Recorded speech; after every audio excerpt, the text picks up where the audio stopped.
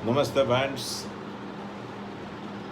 आज हम बात करेंगे ईसीपी ट्रीटमेंट, जो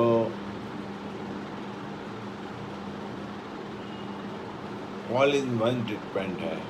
हार्ट पेशेंट के लिए, डायबिटिक पेशेंट के लिए, किडनी डिसीज पेशेंट के लिए,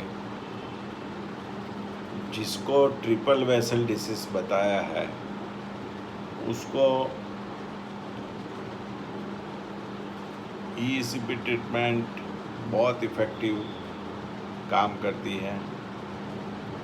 नेचुरल बाईपास, नेचुरल एंजियोजेनेसिस करती है, हृदय का पंपिंग LVEF बढ़ाती है। उसका जो स्क्रूटिनाइजिंग है वो 2D इको से मालूम पड़ता है कि ईसीपी देने जैसा है, कि ईसीपी बिना काम चल जाएगा, कि ईसीपी कॉन्ट्रा इंडिकेटेड है। तो आप मल्टीपल मेडिसिन्स पे हो, हृदय की या डायबिटीज़ की, और आपको बार बार डायलिसिस पे जाना पड़ता है, तो आप ईसीपी ट्रीटमेंट चालू कीजिए। आपका डायबिटीज़ कंट्रोल में आ जाएगा, इंसुलिन बंद हो सकता है, गोलियां कम हो सकती है, हृदय की गोलियां कम हो सकती है, और हृदय का पंपिंग बढ़ेगा, इजेक्शन फ्रैक्शन बढ़ेगा लेफ्ट वेंट्रिकल का, एक्सरसाइज टॉलरेंस बढ़ेगा, इन्फ्लेमेटरी मार्कर्स कम हो गए, वेंट्रिकुलर हाइपरट्रोफी कम होगी, वास्कुलर एंडोथेलियल ग्रोथ फैक्टर बढ़ेगा, नाइट्रस ऑक्साइड बढ़ेगा। तो उसके हिसाब से नई नई रक्तवाहिनियाँ बनती है, और जो आर्टरी में ब्लॉकेज है वो डोरमेंट, वो निष्क्रिय हो जाती है।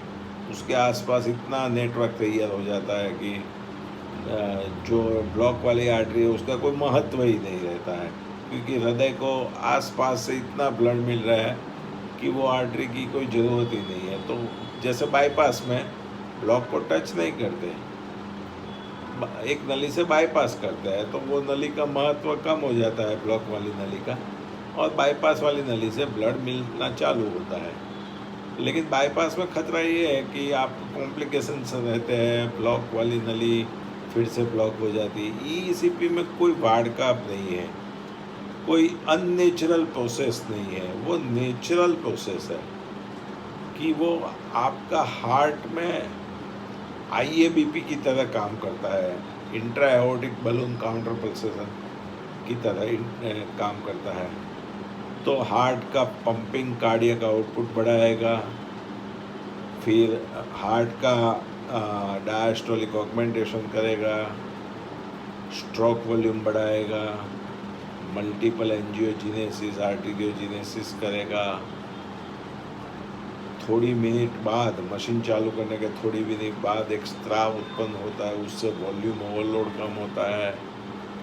तो ईसीपी मल्टीफैक्टोरियल है। दवाइयाँ डायबिटीज़ की कम हो जाती है, क्योंकि पैनक्रियास से इंसुलिन सिक्रेट होता है और इंसुलिन रेजिस्टेंस कम होता है। Renal blood flow renal artery में बढ़ता है। तो ये मल्टीफैक्टोरियल है उसका बेनिफिट। पेरिफेरल आर्टेरियल डिसीज में भी प्रोटोकॉल के हिसाब से आप ईसीपी ले सकते हैं। जो सीवियर पेरिफेरल वास्कुलर डिसीज नहीं है, तो एकदम ब्लड वॉल्यूम नहीं है और कैचेक्सिक लेग हो गए हैं, वो लोग एडवाइजेबल नहीं है। Otherwise ECP peripheral vascular disease में भी काम करती है। ईसीपी के कई कॉन्ट्राइंडिकेशन भी होते हैं, जैसे कि डीवीटी में आप ईसीपी नहीं ले सकते हैं। एरिथमिया को कंट्रोल करके ले सकते हैं। एओर्टिक रिगर्जिटेशन, सीवियर एमएस में नहीं ले सकते हैं। वाल्वुलर डिसीज में, सीवियर पल्मोनरी हाइपरटेंशन में नहीं ले सकते हैं। लेकिन ये सब स्क्रूटिनाइज करने के लिए ट्रेन डॉक्टर के पास आपको जाना पड़े। हम लोग heart failure specialist ECP centre चलाते हैं, और पेशेंट को अपने प्रोटोकॉल से पेशेंट का LVEF बढ़ाते हैं, पेशेंट को नेचुरल बाईपास करते हैं और हार्ट को रेजुविनेट करते हैं।